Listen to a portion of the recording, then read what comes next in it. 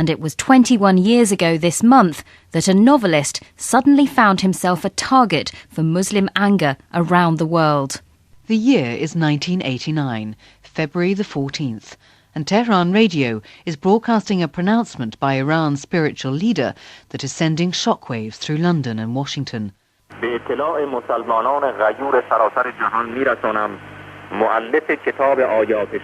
Ayatollah Khomeini has ordered Muslims to kill a British author on sight. He's told them to murder Salman Rushdie and his publishers for blasphemy against Islam. The same day, Salman Rushdie responded. I'm very sad that it should have happened. It's not true that this book is a blasphemy against Islam. I doubt very much that Khomeini or anybody else in Iran has read the book, or more than selected extracts out of context. In Washington, the writer Christopher Hitchens feared for his friend and fellow writer. This was the most extraordinarily reactionary challenge to the idea of free expression that had occurred in my lifetime. The theocratic head of a foreign state offers money in his own name for the suborning of murder, the offence being that of writing a work of fiction, and the purported victim, or intended victim, being someone who isn't an Iranian and lives in England. It was rather the same feeling as I later had on the 11th of September 2001, a direct confrontation between everything I love and everything I hate. Within hours of the fatwa, 6 people had died and more than 160 had been wounded in violent demonstrations against the satanic verses in Pakistan and India. And in London, Salman Rushdie, then 41, was forced into hiding. If he wasn't to be killed, then his life was obviously going to have to change in important and unpleasant ways, perhaps for good. Did it take a few days for the full implications of what it would mean for him, for that to sink in? I didn't know that he was going to have to disappear, let alone disappear for so long, into that bubble. In fact, I can remember writing him a letter and posting it, too, to his address in Islington. So I think it mustn't have been completely evident to me what a ridiculous gesture that was. He wasn't going to go home again.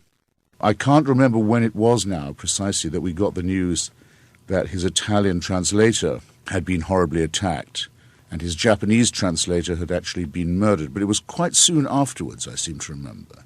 4 days after the fatwa was announced, Salman Rushdie had publicly apologised for the distress his book had caused. But there was no forgiveness from Imam Khomeini. Even if Salman Rushdie seeks repentance and becomes the mystic of the time, it is incumbent upon each and every Muslim to employ his life and property to put him to death.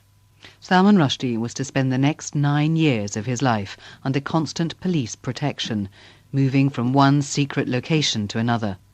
Even contacting him by telephone was difficult. It was before email was absolutely pervasive, of course. That would have made it a lot easier. But no, there was a number that one could call that wasn't his number, that was obviously run by the security services, but if you waited and hung on, you'd be patched through to him, or he could call you back. So that's how it went on. A rather surreal feeling. Again, this is all happening in England. He'd known that the satanic verses would be controversial, even offensive to some.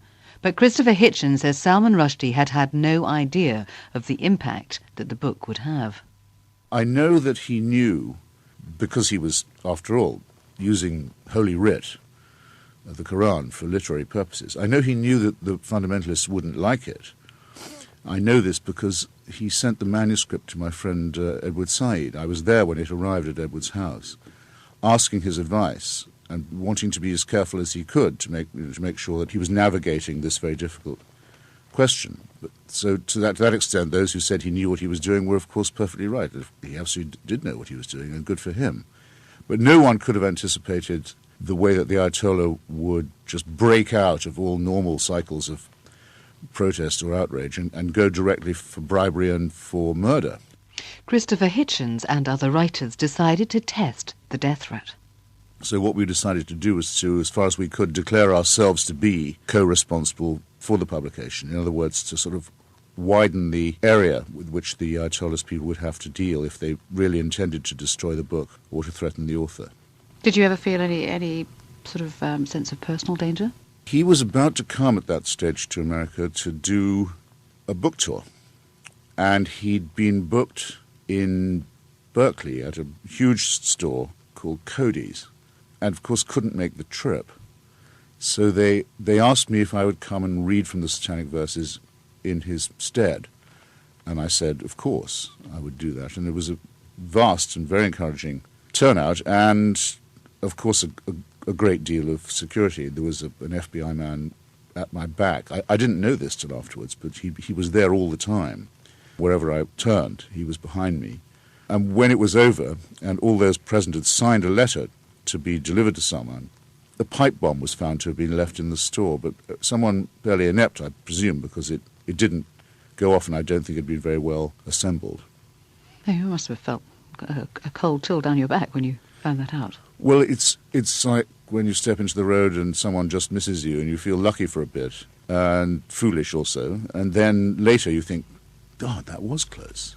Then you feel the fear you didn't quite feel at the time.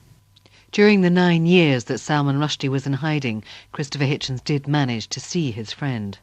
There was a network of friends who would keep in touch with him, play host to him. And whenever I was in London, which was relatively often, I would always arrange to meet Salman at one or other of their houses. It would be a bit of a production. You'd have to wait, but then the car would arrive, and the very discreet and very well organised, I must say, British security would hustle him inside, and then we'd have as normal an evening as we could. And then when he came to Washington to see if he could lobby President Clinton in his cause, he stayed in my house over Thanksgiving, and that must have been 93. And for a while, my house was a command post. And so Christopher Hitchens got a taste of how his friend now lived. His apartment was on the top floor of one of the few tall buildings in Washington. Surrounded by 3 hotels, it was a challenge for the security services. And so they had to not only have a detachment of people in our apartment, but also rent hotel rooms in, I think, 3 different places, including the Hilton. Could he go outside?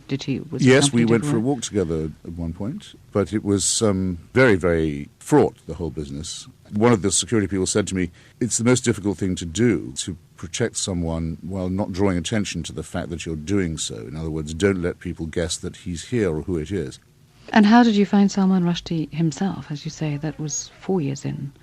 He was extraordinary. I mean, he had already by then realized that he could carry on producing fiction, but I remember sitting up late with him one evening. I was trying to write an article. I can even remember the subject. The subject was black and white. There was about to be a black and white Vanity Fair issue. Relatively trivial subject, you might say. And for about half an hour he talked absolutely brilliantly about everything from the black marble version of the Taj Mahal that was going to be built on a reflecting pool opposite the white one. I hadn't known about that.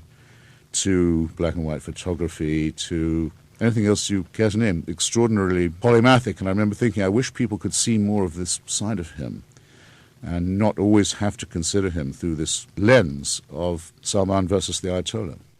Ayatollah Khomeini died in June 1989, 4 months after issuing the fatwa against Salman Rushdie. 9 years later, in 1998, the Iranian government officially said the death sentence should no longer be pursued. Salman Rushdie does now live a more public life, but he said last year, on the 20th anniversary of the fatwa, that it was still an albatross around his neck.